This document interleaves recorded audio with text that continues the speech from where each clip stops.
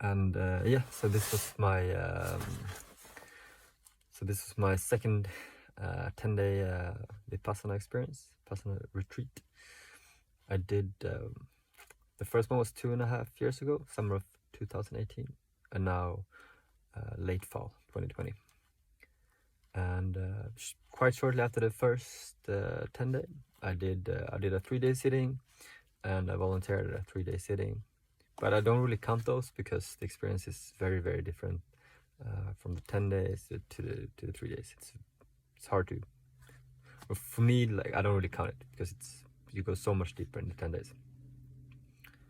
The first one I did, the main thing from it was how physically demanding it was, or how physically painful it was, how much I dealt with the physical pain all the time.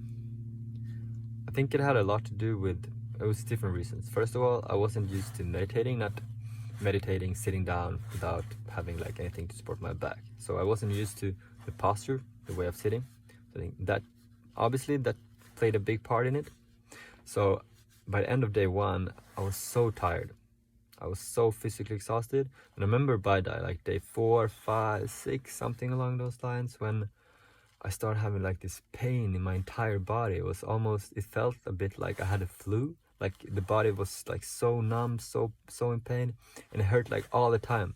Even when I was sleeping, it was hurting. Like when I was lying down, it was hurting. When I was walking, when I was sitting down.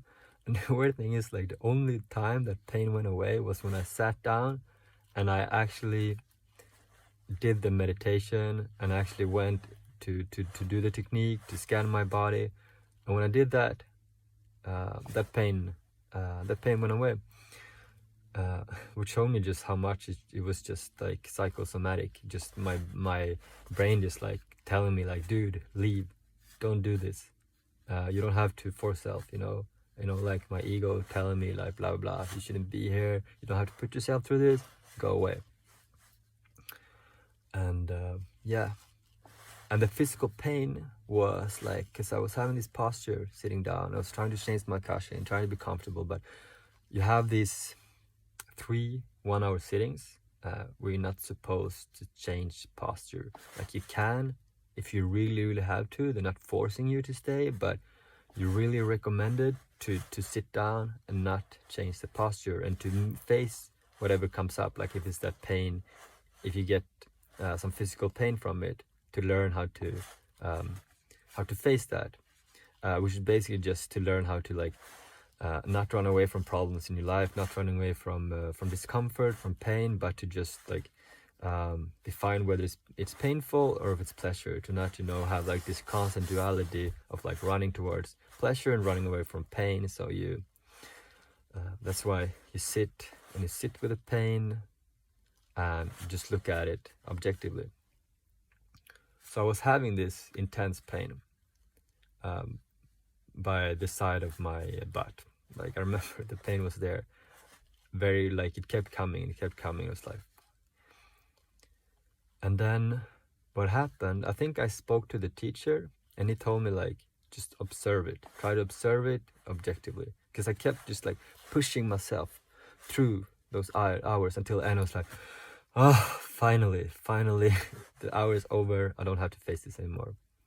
But then I remember so clearly, like I chose to just observe it objectively. I remember seeing it, this physical pain. I remember seeing it as like this energy that was like pulsating, and I remember it was just like this energy that was just like pulsating, and it kept changing. I was like, and I was just observing it, and I was just getting fascinated. I was like, oh wait, that is what I've like mentally labeled as pain and that I wanted to end, but actually it's just a physical sensation of this energy in constant changement, because everything is always changing, right? So observing that, and then I was just observing that, and by that time I had accepted that the pain was there, and so that energy, like, it kept bubbling, like getting stronger and stronger and stronger and stronger, and got like very intense. And then I remember how it just like it was like the bubble burst, and I had like a shot of well-being throughout my body. And I'm a little bit hesitant to like mention this part of Vipassana, because it's dangerous, like going to a retreat and look for this experience, because if you look for it, it's not gonna happen. You can't like chase this feeling of like the well-being. It can't be the objective of Vipassana, but if it comes, it comes. So I had that, and obviously after that, it was easier, the experience, because I I accepted the pain. And throughout my first retreat, it felt like I was like time has stopped. I remember thinking how it's like, okay, I know logically like every experience comes to an end, but I wonder if could this maybe be an exception?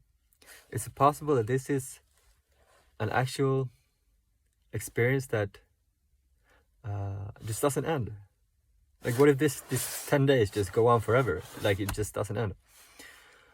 And yeah, I didn't have that. Yeah, I didn't have that that experience this time. And so this time, it wasn't challenging in that way. I had expected it. I had gone in and expected it to be like very hard, to be very physically demanding, to be like very challenging, and for me to just wanting to leave, because that was the one thing during my first retreat. And I think it's very common, like you find these excuses why you should go. I did have that a little bit this time, but it was like very, very, very weak. Last time was like really seriously like, fuck, I should leave. Yeah, so I had expected it being hard, very hard physically. But yeah, it wasn't.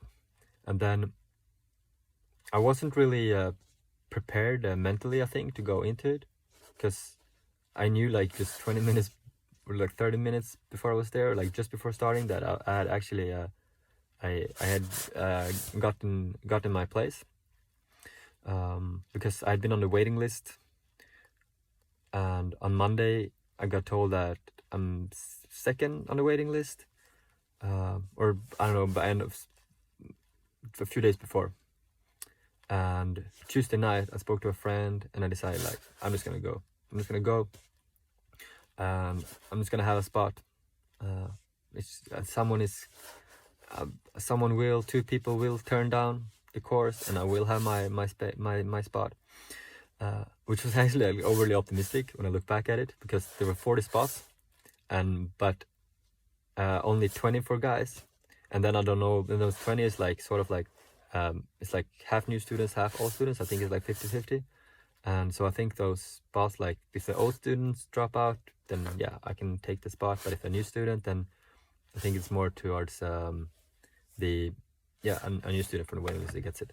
But anyway, I decided like I'm just gonna go. So Tuesday I started driving. It's like 3-hour drive, something, from Stockholm.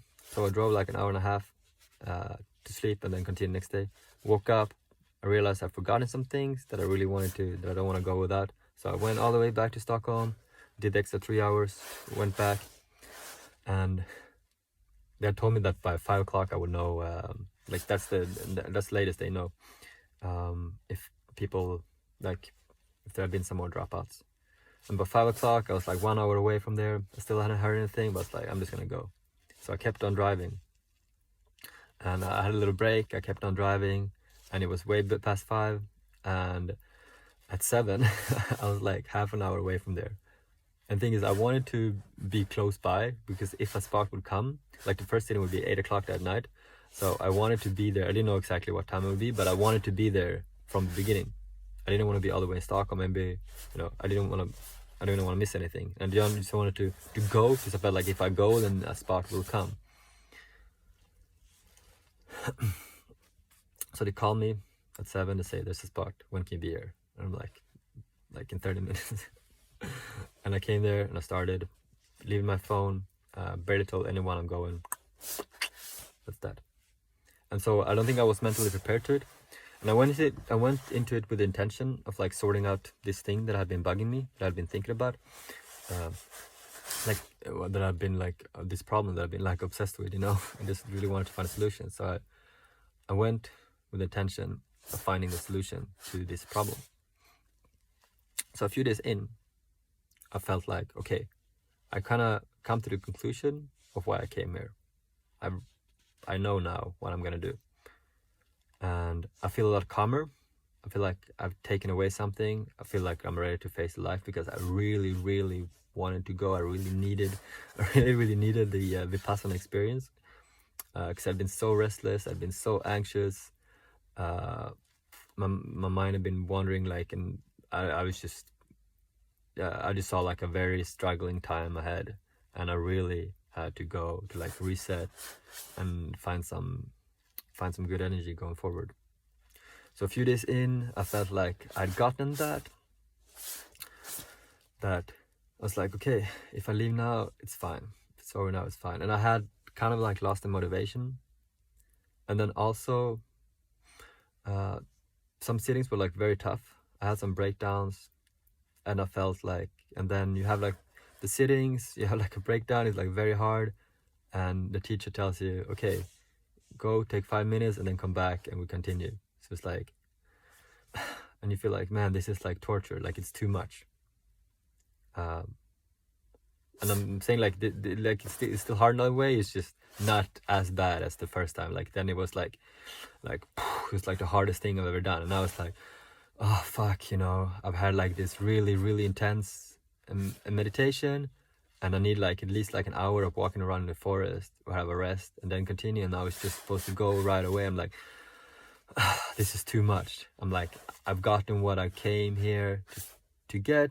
Why do I have to like torture myself now? So I was losing motivation. So I went to the teacher. I told him like, look, I don't want to leave, but I don't want to just sit through it out of obligation, out of like, just out of sheer discipline. I want to like use this time wisely. And so he told me,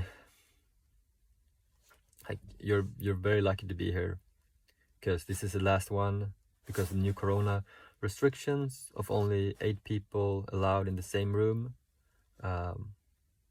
We have to cancel every course from now on, so you're very lucky to be here. And he told me, I know it's hard to not be mentally prepared because you got a spot so late. Which is amazing, by the way, like teaching, he knows like so much about everyone there. It's quite impressive. So yeah, after that, I did find my motivation again. I started taking it very seriously, because I had been starting to like slack off a little bit in not really meditating all the time when you're supposed to. But after that, like I got very motivated, and again, I'm hesitating to tell this because, but I have to, because it kind of explains like how, like what I like, how was my second, like it defines what this second time was. But then I was sitting down, I was just doing the meditation, I was scanning my body, and I started having like this really nice vibration, really nice feeling, nice energy throughout my body. And I was like, oh, right. This is like, okay, now I remember. It's like, this is kind of what you get from Vipassana. And then this was the challenge of this retreat, because then I was like sitting there, I'm like, okay, I can have this positive vibration, positive energy throughout my body, but I'm not supposed to get attached to it. And you keep hearing this word, equanimous, which means that like, whether it's positive, whether it's good, whether it's bad, whether it's this or that, just remain equanimous. Just like, look at it for what it is. Don't prefer one in front of the other. And I'm like, okay, I get that on a theoretical level, and I get how that applies to life, but how am I supposed to sit here and like not chase that? Like, duh. Like, I'm just trying to trick my brain into not wanting this positive thing, so in order I can get it, right? Like, I'm trying to just like play tricks on my brain to get what I want eventually. So as the teacher, like question, like I told him this, because you can ask questions like at lunch and by the end of the last sitting, which he's the only person you can talk to, except the contact person for like some practical issues. Which I asked for a couple of things during the course, earplugs, and then like to change the thing I was sitting on. Yeah. So I asked him about his equanimous, and he told me, and I was like, okay. And the next day, I asked the same question again, sort of. I was like, this is such a stupid question. I get it on a theoretical level, this whole thing about equanimity, but still, I have to ask, because I don't want there to be any questions about it. I want it all to be clear, especially when I leave, so that I really get all of this. So I just asked this, and I sounded like a fucking retard. I'm like, so explain to me again. I get this thing about like being equanimous on a theoretical level, but like, how am I supposed to apply it? And I sound like a complete retard. I'm like, okay, whatever. I guess I just have to sound stupid, whatever. I need to, and I wasn't sure about what my question was really, but I asked it anyway. And I got the answer, just like, keep working just on the technique, just not get stuck. So no matter like what you're feeling in the body, just keep like moving throughout the body, keep doing the body scanning. So I kept doing that, and yeah, so I think but yeah, then I kept working on that for the rest of the retreat. Yeah, so what I would have done differently for the my second time. The first one I would have done nothing differently. I'm so happy with how I faced it all. The second one, what I would have done differently, like, I'm really happy about my experience, and I know I needed to like do it this way. I needed, because my mind, like, I was in such a bad place mentally, and I felt like I have these problems that I have to sort out. Whereas now, like, the next time I go, I want to go again in 1 year. I would like to do one of these retreats every year. And when I go next time, no matter like what I have, like problems outside, I want to go in with the intention, and this is what I would recommend someone to do this. My intention will be to focus on the technique, get as much out of the technique as I can, to really go deep into it, to keep just doing the instructions and keep staying in it as much as I can.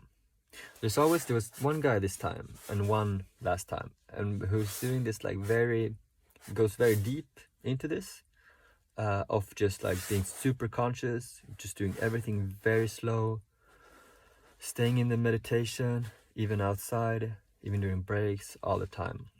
And I really want to do it that way, and I want to breaks and every time, and whenever I find myself trying to solve things on the outside, just like try to drop it and try to forget about it. Because the thing is that you get so much out of the technique, you get so much out of just doing this, and it changes you so much. So it's like those 10 days you have there are so valuable, like, it's ridiculous.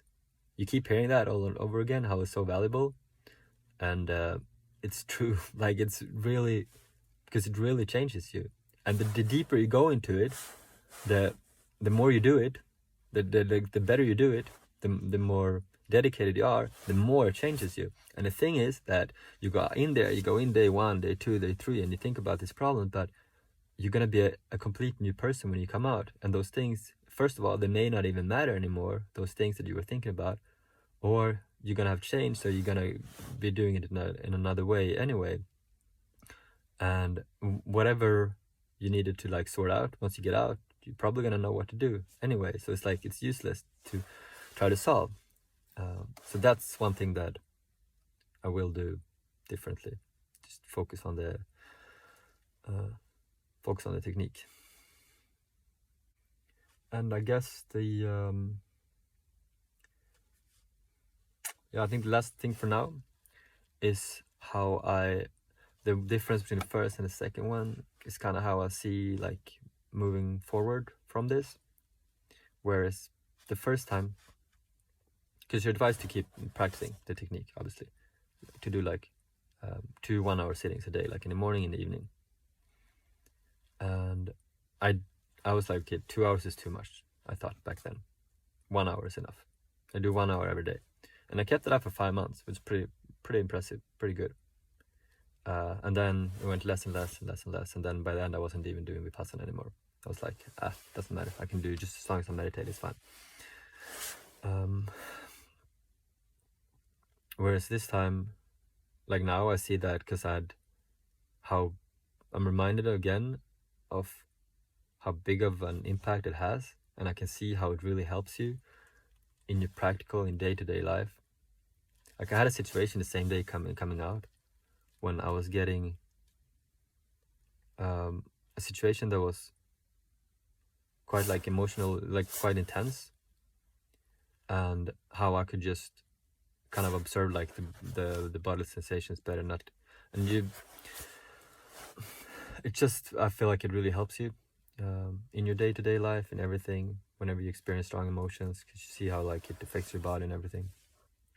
So now, whereas before it was like, okay, now it was more of a thing where I'm just like gonna stay disciplined and just do it because I have to. Whereas now it's like, okay, it's obvious how if I do this, it's just obvious,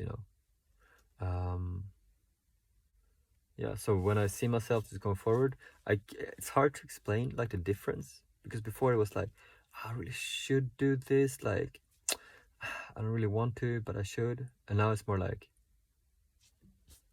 I don't know, I really want to sit and 1 hour, 2 hours, because it's like, it feels like the key to so much. So now it's more of a thing like, this is something I really want to do, something I really see meaning in. Whereas last time was like, it felt more like an obligation, I think. Yeah, I think that's the biggest difference.